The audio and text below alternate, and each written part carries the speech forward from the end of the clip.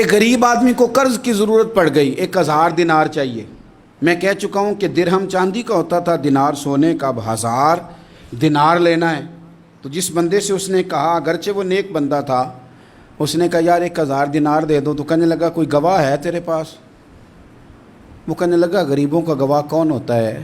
ہاں ایک گواہ ہے۔ کہا کون؟ کہا میرا رب، وہ تیرے اور میرے بیچ گواہ ہے۔ اس نے کہا کوئی کفیل، اگر تو پیسے نہ دے سکے تو وہ بعد میں دے دے، یا تجھے کچھ ہو جائے تو وہ دے دے۔ اس نے کہا کفیل بھی میرا اللہ ہی ہے، میرے پاس اگر ہے تو رب کریم کا نام ہے، اگر اعتماد کر سکتا ہے تو کر لے۔ بندہ نیک تھا، اس نے کہا رب کے نام پہ، رب کی کفالت پہ، اللہ کو گواہ بنا کے میں تیار ہوں تجھے 1000 دینے کو۔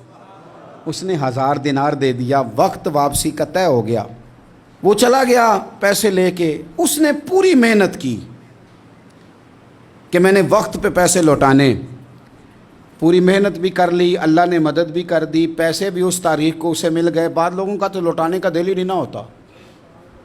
فرمایا حدیث پاک میں کہ تو لوٹانے کا ارادہ کر، رب تیری مدد بھی فرمائے گا۔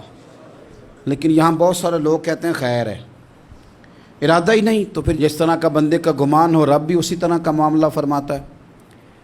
اس نے پیسے جمع بھی کر لیے اور واپس دینے کو تیار بھی ہو گیا، لیکن رستہ بحری جہاز کا تھا، کشتی کا تھا، دریا کے رستے واپس آنا تھا۔ اب وہ جب آ گیا دریا کے کنارے تو بڑی کوشش کی، پر وہاں اسے کوئی کشتی نہیں ملی۔ وقت پہ پیسے لوٹانے ہیں، سفر کرنا ہے، اب سواری میسر نہیں ہے۔ سوچ سوچ کے پریشان تھا کہ میں نے تو اللہ کے نام پہ لیے۔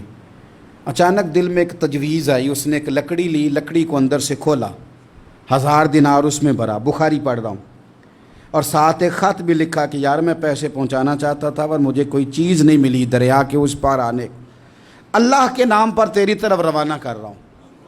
اور یہ کہہ کہ وہ لکڑی دریا میں رکھ دی، وہ لکڑی ڈوب گئی ہے، واپس آ گیا۔ وہ جس نے پیسے لینے تھے وہ عین مقررہ وقت پر دریا کنارے آیا۔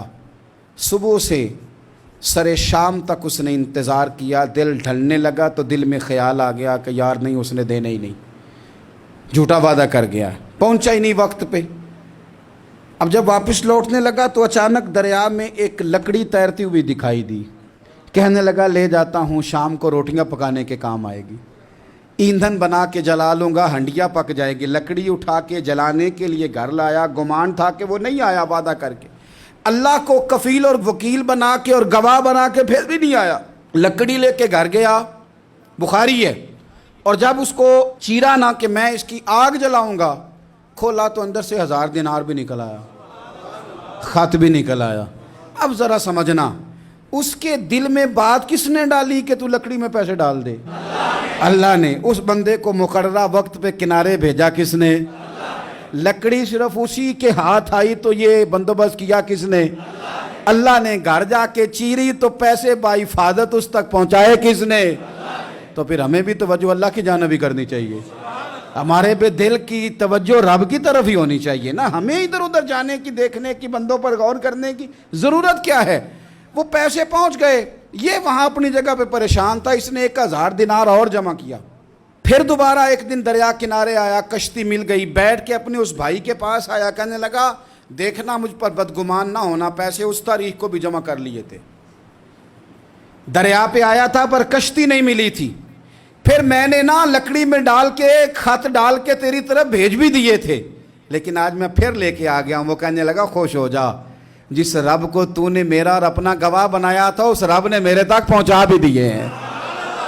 جب لوگ اللہ کو گواہ بناتے ہیں، رب کی جانب اپنی توجہ کرتے ہیں، اپنی چاہتوں، خواہشات اور اپنی ساری چٹھیاں اپنے رب کریم کی رحمت کی طرف روانہ کرتے ہیں، پھر اللہ اپنے بندوں کو مایوس نہیں کرتا، اللہ اپنے بندوں کو نواز دیتا ہے، اللہ تبارک و تعالیٰ اپنے بندوں پہ کرم نوازی کرتا ہے۔